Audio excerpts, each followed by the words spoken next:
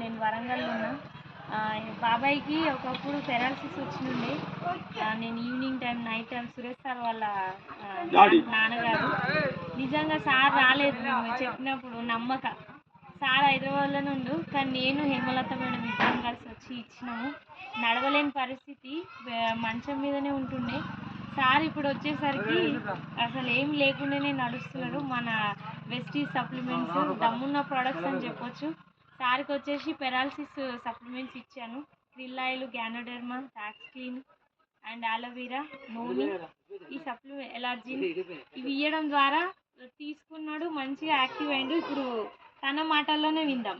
ఎట్లుండే బాబాయ్ ఇంత అప్పుడు మంచిగా లేదు, ఇప్పుడు ఈ మందు అయిన మంచిగా అయింది. ఇప్పుడు మళ్ళీ కట్ లేకుండా అర్థం మెల్లగా మంచిగా అనిపిస్తుంది.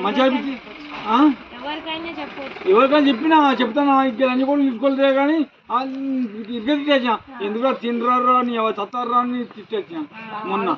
ఇప్పుడు నడిచి చూద్దామా మనం? నడుతా